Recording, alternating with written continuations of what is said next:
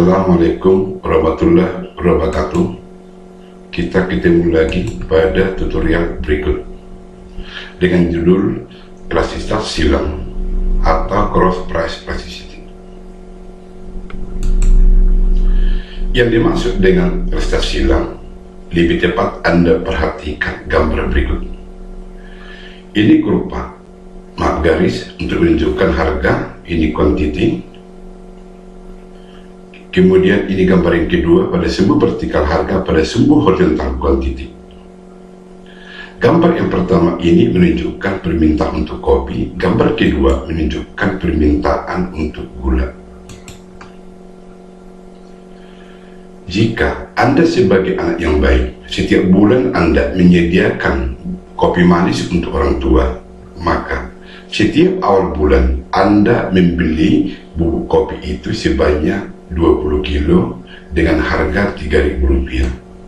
Inilah kurva permintaan untuk Anda dalam pembelian bubuk kopi setiap bulan.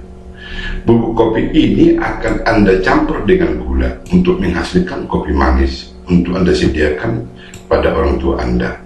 Dan orang tua Anda agak suka kopi yang manis, maka perbandingan jumlah bubuk kopi dan jumlah gula, biasa Anda menggunakan bubuk kopi itu 20 kilo dan pasangannya itu gula sebanyak 50 kilo setiap bulan, dan harga gula 10.000. Maka dengan demikian inilah kurva permintaan untuk gula, ini kurva permintaan untuk kopi. Jika harga kopi turun dari 3.000 menjadi 2.000, ceteris paribus, pengertian ceteris paribus, baik harga gula, pendapatan, selera, ekspektasi dianggap tetap. Yang berubah hanya harga bubuk kopi turun dari 3.000 menjadi 2.000. Sesuai hukum permintaan, karena harga bubuk kopi turun, maka jumlah gula, sesuai dengan hukum permintaan, karena harga bubuk kopi turun dari 3.000 menjadi 2.000, maka jumlah bubuk kopi yang diminta naik dari 20 menjadi 30. Akibat jumlah bubuk kopi ini naik, otomatis perbandingan bubuk kopi dan gula bagi orang tua ini sudah menjadi kepahitan, karena tadi 20 kopi dan 50 gula. Tetapi jika Anda naikkan jumlah bubuk kopi sebagai anak yang baik, biar orang tua jangan kecewa, maka jumlah gula harus Anda naikkan. Jumlah gula yang Anda naikkan ini Anda beli dari 50 kilo menjadi 70 kilo. Kenaikan jumlah gula ini bukan karena harga gula yang turun, tetapi karena jumlah kopi yang Anda beli naik. Jumlah kopi ini naik sebagai akibat harga kopi yang turun. Maka dengan demikian inilah kurva permintaan untuk gula yang disingkat dengan DG satu aksen. Dari pertama ke yang kedua disebut dengan pergeseran, sementara dari A ke B ini disebut dengan pergerakan. Jadi ini pergeseran karena jumlah yang Anda minta itu berubah bukan karena perubahan harga gula itu sendiri, tapi karena perubahan harga barang lain, dalam hal ini kopi. Dari gambar di atas, perubahan jumlah gula sebanyak 20, dari 50 menjadi 70. Dan perubahan harga kopi turun dari 3.000 menjadi 2.000, maka min 1.000. Harga kopi mula-mula 3.000, jumlah gula mula sebanyak 50. Dari data ini, maka kita mengetahui terjadi perubahan jumlah gula yang Anda beli sebagai akibat perubahan harga kopi. Maka dengan demikian, ada perubahan jumlah gula sebagai akibat perubahan harga kopi.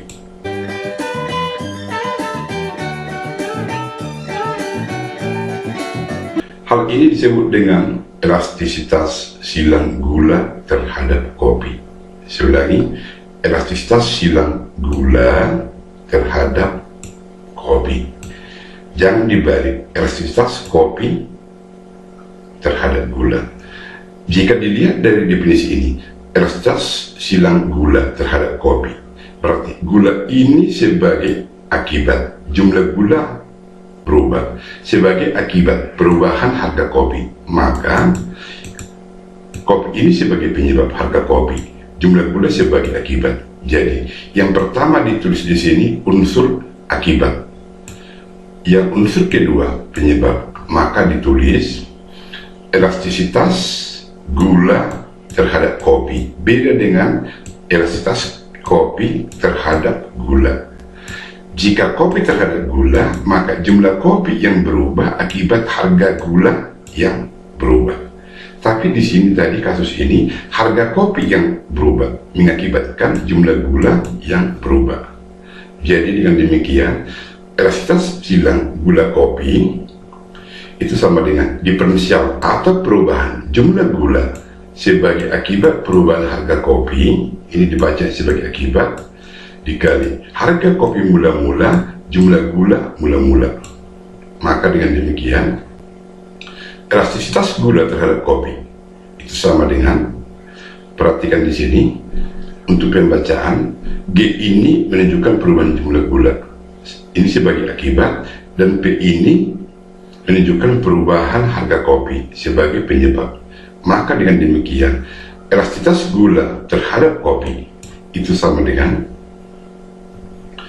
diferensial menunjukkan perubahan jumlah gula, per ini Anda baca sebagai akibat perubahan harga kopi dikali harga kopi dibagi jumlah gula. Dari data di atas maka dapat dicari elastisitas silang gula terhadap kopi itu sama dengan perubahan jumlah gula itu ada sebanyak 20, dari 50 ke 70. Perubahan harga kopi dari 3.000 menjadi 2.000 minus 1.000. Kemudian jumlah kopi mula-mula 3.000, jumlah gula mula-mula 50, maka didapat min 1,2.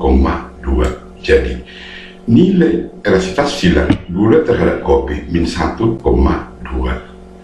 Dalam elastisitas silang, jika elastisitas barang A dan B memiliki nilai positif, maka kedua barang A dan B memiliki hubungan barang substitusi, artinya bisa saling menggantikan. Jika tidak ada Indomie, bisa diganti dengan pok mie. Fungsi barang itu dapat saling menggantikan. Tetapi jika elastisitas silang antara A dan B negatif, hubungan kedua barang itu adalah barang komplementer. Yang dimaksud dengan barang komplementer, kedua barang itu saling melengkapi. Kopi manis itu ada jika ada bubuk kopi dan ada gula. Jika kopi pahit, hanya bubuk kopi tanpa ada gula. Jadi barang komplementer, barang yang saling melengkapi. Sekian dan terima kasih.